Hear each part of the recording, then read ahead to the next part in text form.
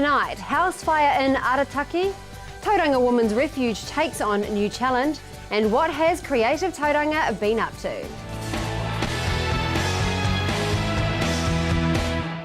Kia ora and good evening. Welcome to Central News on TV Central for Friday the 6th of March. I'm Amanda Harper. In today's news, 2 people suffered minor burns in a house fire in Arataki overnight. Firefighters were called to Granada Street around 8:15 to find the house well ablaze on arrival. The fire was quickly brought under control, but about 50% of the house was gutted and the rest suffered smoke damage.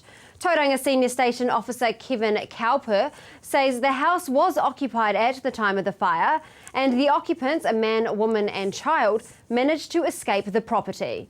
Both adults suffered minor burns and were treated by firefighters at the scene.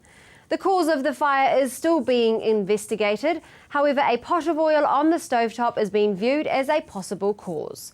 Kevin says the fire service encourages people to remain vigilant while cooking, and if they have to leave the kitchen for any reason, the stove should always be turned off.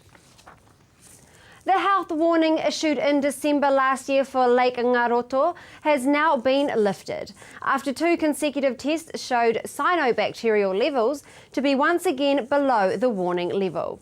This leaves 3 lakes with cyanobacteria health warnings still in place: Lake Waikare, Whangapai and Rotorua. Cyanobacteria are a form of algae which can produce toxins harmful to the health of humans and animals if they are exposed to or swallow the water where the algae is growing. A Portuguese Mike Young is set for further international exposure after being invited to join the M Sport Run Drive DMAC Ford Fiesta Trophy in the 2015 World Rally Championship. The invite comes after the 22-year-old took out the Asia Pacific Rally Championship Production Cup and was runner-up in the overall APRC Drivers' Championship. Mike says they are totally committed to the APRC this year in a Cusco Subaru Impreza. The dates all work, so now they are scrambling to find a budget. The DMAC Fiesta Trophy consists of 5 European WRC events, starting with Portugal in May, followed by Poland, Finland, Germany, before finishing in Spain later in the year. Dam buster survivor Les Monro is sticking by his decision to sell his war medals. The squadron leader and former Waitomo Mayor's plans to use his medals to fund a war memorial went global this week when he said he would contribute to the $100,000 annual maintenance cost. Since the news broke, petitions, Facebook pages and online fundraising sites have emerged calling for a stop to the sale. People are embarrassed that Monro feels he should foot the bill for the memorial, which commemorates those killed in Bomber Command during World War II. But Monro says the maintenance of the memorial is more important to him than the medals and that this is his way of making a contribution. Monro is the last survivor of the dam buster raids, which saw bombs dropped on dams in Germany's industrial Ruhr Valley in 1943, crippling arms factories. Pilot Monro's plane was hit by flak before the drop, so he turned back to England, saving the lives of his crew. And now for our region's weather. Hamilton, rain, then showers in the afternoon. Northerly strengthens, changing to a westerly. The rest of the Waikato will be mostly the same. Pairo, your high is 26 and low of 15. Matamata, 24 and 16. Te Awamutu, 23 and 16. Tokoroa, 21 and low of 12. Tauranga, rain develops in the afternoon but will clear in the evening. High of 25 and low of 16. For other parts of the bay, rain developing in the afternoon, then easing to a few showers in the evening.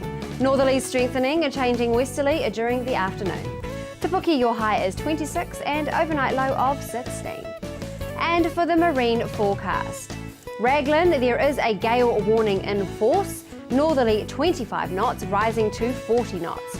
Changing westerly 25 knots this afternoon, then easing to northwest 15 knots in the evening. Sea becoming very rough for a time, a 2-metre swell developing. Poor visibility in the rain, your high tide is at 12:30 p.m. And on the east coast, northeast 15 knots rising to northerly 30 knots. then changing northwest 15 knots this evening. Sea becoming rough for a time, northeast swell rising to 2 metres for a time. Poor visibility in the rain. High tide is at 9:04 p.m. Coming up, Tauranga Women's Refuge. Welcome back to Central News. I'm Amanda Harper. Tauranga Women's Refuge has been busy opening an op shop, and the place is huge. There are so many bargains, with 100% of the proceeds going to the refuge service. Hilary went along to check it out. Well, it's been an idea for a long time with Tauranga Women's Refuge, and I became the manager a couple of years ago and decided that this would be a project with the full support of my collective.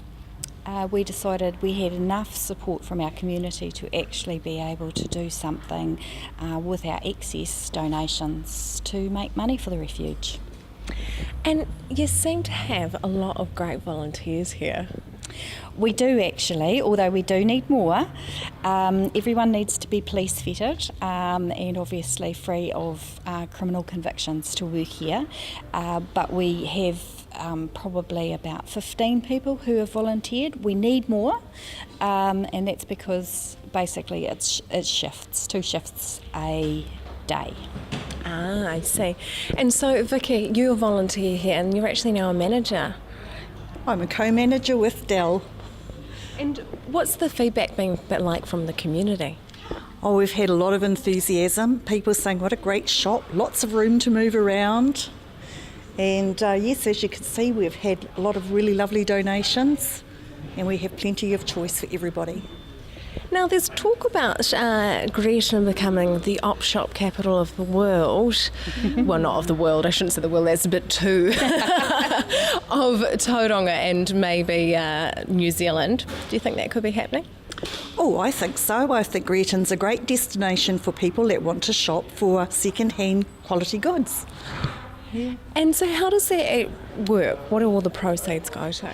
Well, 100% of all profits go to Tauranga Women's Refuge. We have a monthly deficit of $10,000 that I have to fundraise for, so all profits go directly to that, and those essentially the first thing that we'll be putting our money towards is funding my staff who work unpaid on the crisis line during weeknights. So we're actually going to be getting some paid volunteers or paid workers, and then basically, as I say, $10,000 a month shortfall, we won't have a problem spending it. What else do other programs and that kind of thing do you guys run? Okay, so we have quite a few services. So we have counselling at our community office. We have Māori women's programs to learn about domestic violence. We have Kaupapa Māori children's and general children's programs all through the community office. We're about to have a nursing service through the PHO at the office as well. Plus we run our 24/7 crisis line, plus we have our safe house. So there's a few bows there. And of course one way to fund that is this op shop. Now Dal, you're the new co-manager as well. How are you finding things at Upcycle? Oh, this has been brilliant. I cannot believe the generosity of people in the community. This is only one of so many outlets that have second-hand clothing, and the generosity is wonderful. I'm in my element. I've just finished my social work degree, but I don't know if I'm going to social work as what social workers are meant to do. I just love what I'm doing. So, yeah, this is great. Yeah. Do you think people are more giving here maybe because it is really domestic violence is something that we all know someone who has been affected? Oh, I think so. I think, and it's what we are appreciating is men volunteering and helping as well. It's not just a woman's thing. Like, we've got men picking up our stuff on the weekends and stuff. So I think it's brilliant that it is a community collective. It's everybody working together, and of course it's a shame that it's for violence. I mean, it's terrible that we've even got it in our community, but to have a support like this is just absolutely brilliant. You can find the Upcycle store on the corner of Cameron Road and Pools Road in Greaton. The Great Pumpkin Carnival is back again this year, and this time they are adamant they will break the New Zealand record for the heaviest pumpkin. Jenny Rowden tells us more. We actually plan to break the current New Zealand record. It stands at the moment at 721 kilos, and last year we had a 690.5 kilogram pumpkin, and we're certainly on track. I believe the same grower has got a big one this year. Yeah. I mean, there's many a slip for anybody when you're growing something, but we've got our fingers crossed for him. Yeah. And we are certified with the United States, so Okay. should we break a record, and we're the only carnival in New Zealand that is certified, it would be recognised and recognised worldwide. So be recognised as the official New Zealand It would be, record. yeah. Do you know the world record? No, I don't. It's well over 1,000 kilo. Wow. And I think, well, last year it was someone in Switzerland had it. Yeah. Yes. So there'll be no breaking the world record. It'll probably. take us a while, but with New Zealand soils, you never know. Yeah, exactly. Yeah, you never know. Now, would you say the pumpkin weigh-in, so to speak, is the biggest event of the day? It's certainly part of it, and the big pumpkin is always, you know, quite a thing when Crowd it comes pleaser, in. yeah. Yes. But you know, it's not only giant pumpkins. We have children and schools and retirement villages involved, and they can carve a pumpkin, or they can make a creation out of a pumpkin and give it pumpkin or gourds and give it a name. They can paint a pumpkin. They can do some cooking and things like that. So, you know, the giant pumpkin's a big part of it, but it's only part. There's Yeah. lots of other parts. So you're saying there's lots of other competitions that people can enter in on the day? For sure. Yeah. And they're all on our website. Okay. Yeah. And do they have to pre-register for these? No, there's no need to do that. Just come along on the day. Yeah. Yep. And register with... And register on the day Yep. with us. Yes. Okay. And have some fun, because it's just a great fun family event. Yeah. What other activities will there be? Well, we have bouncy castles and face paintings, those sorts of things. We're trialling this year what we call pumpkin racers, Okay. and they're pumpkins on wheels, and we will have this as a category next year, Yeah. or a competition. Pumpkins on wheels, we'll let people see what it's all about this year, and we'll find what it's all about when it comes to manoeuvring them and this sort of stuff, handling them. So it's definitely trial. It's definitely trial, but that's all good. The downhill roll is a really spectacular one that people love, because the little ones go for miles. In fact, we have to be careful with them. But the big ones bounce and smash. Yeah. Yeah, so it's pretty messy, but lots of fun. It's a bit of a clean up afterwards. Yeah, we now have a competition. We don't do it ourselves. We say to the kids, come on, here, prize for the biggest pile. That's a really good idea. Yeah, we only did it once ourselves. Yeah. Yeah, that was enough. Bit of free labour, isn't it? Yeah. Now, back to the pumpkin races. I've just got a question. Do they actually have to build the wheels into the pumpkin, or is it kind of about building something that the pumpkin can sit on to race down? No, not really sit on. It's a case of putting a hole from side to side through the pumpkin and threading something through with a wheel on Okay. each side. Yeah. Possibly 4 wheels. Yeah. 2 wheels wouldn't really work, would See it? how it goes. Yeah. Yeah. Yeah. Excellent. So that's on Sunday, the 29th of March. It is. Yep. And it's free entry for all, isn't it? It is. The carnival was on Sunday, the 29th of March at the Hamilton Gardens. Stay with us for more after the break.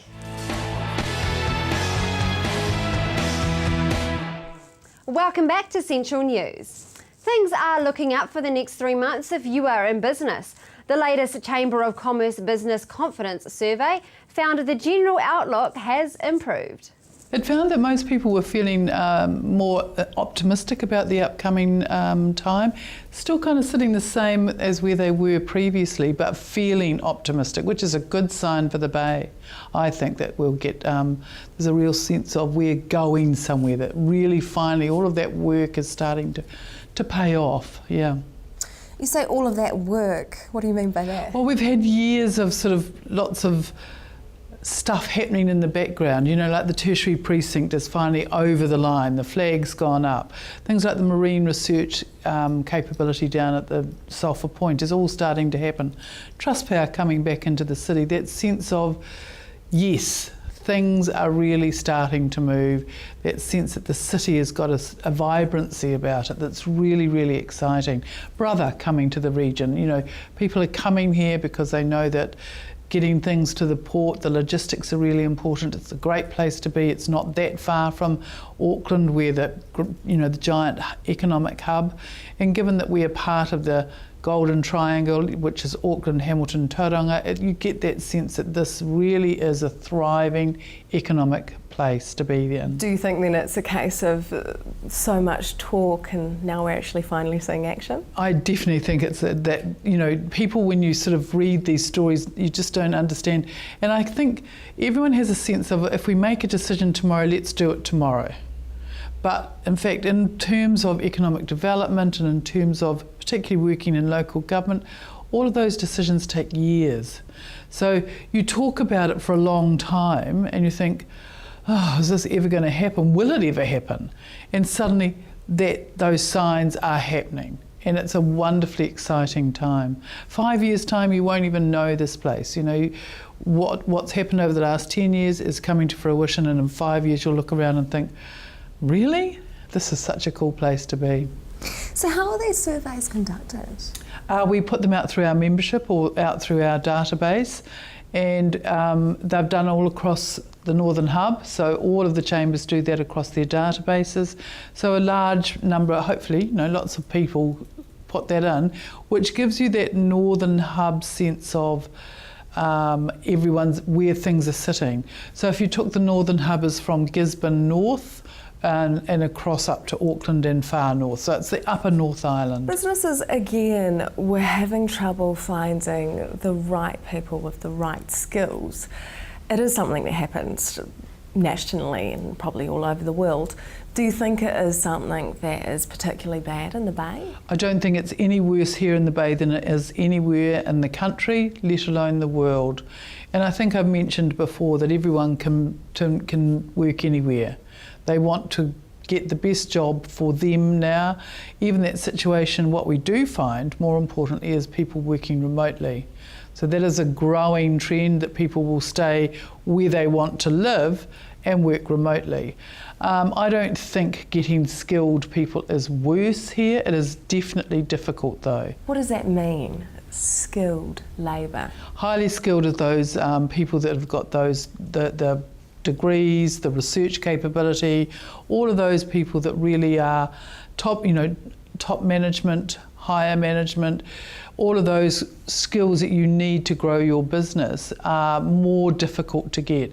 It's changing, but it's a very slow change. When people, we can't sit here in the Bay, the beautiful Bay, and just assume that that's going to now collect people. There's several things that impact on that. What kind of cultural amenity, what are the schools like? The other one is the spousal part of that. So if I'm married to somebody that is equally skilled as myself, can they get a job? And that's not about being a male or a female. That is either of the spouses going, well, I'm a qualified lawyer. Can I get a high-paying job? Can I take my career to where I want it to go if we move to the Bay? So you're not just looking at your own career, you're looking at a whole package now, and that really impacts on collecting those good skills into the Bay. Thanks for that, Hilary. The month of March is packed with exciting concerts and theatre, but of course Easter can mean only one thing in Tauranga. All happening here in Tauranga. Tickets are on sale for a number of exciting events. Our latest Creative Beat features an article that sort of gives you a bit of a taster, a bit of a tempter. So make sure you get your tickets and get along for the Easter week and enjoy all the frivolity going on in the CBD. Rotunda is a little bit of a Anzac celebration. It is. I'm quite excited. I'm going next Friday night, the 13th of March at Bay Court. It's a mix of brass music and contemporary dance, and it's based around the landing at Gallipoli, so I'm really intrigued. It looks really interesting. Again, refer to our Creative Beat magazine for a bit of a taster on what it's all about, and there's the most gorgeous imagery in there as well. It's not the only thing happening at Bay Court, is it though? That seems to be quite busy this month. No, Bay Court's a bit of a feast this month of March. Peter Mathias is there. They have a boogie event happening as well. I'm trying to think, there's quite a list actually. So there's a great advertisement in our Creative Beat magazine just showing all the different events. I think there's something on every week at Bay Court during the month of March that will tempt people along. And what about the gift gallery? That seems to be absolutely busting at the seams. This month, Hilary, we have a new exhibition that's just started today actually. It's Deborah Larriman with her exhibition of Adi for an Alternative Approach, which you can see behind us. The ones you can see actually, she uses a really unique style of dyeing her clothing, where she actually takes leaves and uses them to boil and dye the fabric. So when you look really closely, you can see those dyes and prints of the ferns and things. I think it's a really sustainable and eco-friendly way of making clothing, and so far we've had a lot of interest. New artists coming through all the time, so great gifts for people if they want to come and check it out. And also we have BSW Warbrick in the Willow Gallery, which is the smaller area in Creative Tauranga's gallery, and he also uses the method of recycling and upcycling materials like wooden doors. Now, you mentioned the magazine. Where can we get a copy from? You can either pop into Creative Tauranga and get a copy, or you can download it online. It's readable now as a flip book online, which is fabulous, and we're getting a lot of traffic through our website for the magazine, and it's looking very colourful. We have a new designer on board. We're pretty excited. The back page is a bit of a what's on in Tauranga during the month of March. You can actually keep that page on your coffee table or pop it up on the fridge for a bit of a guide on all the things you'd like to do this month. And 16th Ave Theatre's having a bit of a do, aren't they? They are. They're always having a bit of a do, and they're looking at audition phases at the moment. They have a new show coming up. It'll be another stunning production from them as always. So again, refer to the magazine or our website for information, and maybe get along and try a little bit of theatrical outings. You know, give yourself a bit of a boost with trying on stage for a change. Now, it's not just about the visual arts or the drama.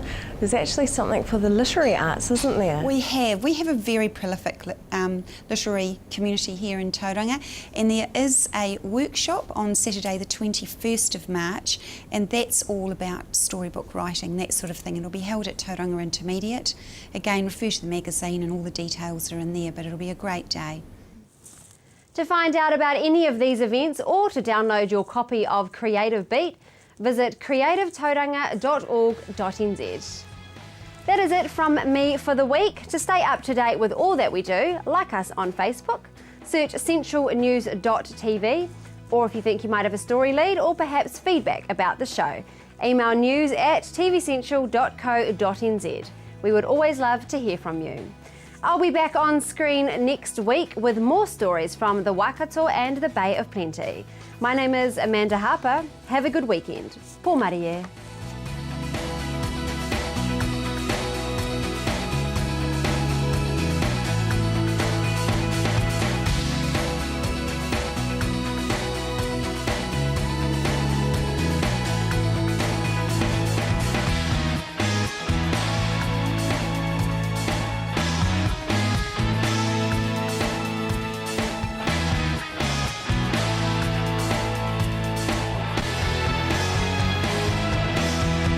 This has been an Alpha Media production, a division of Television Media Group.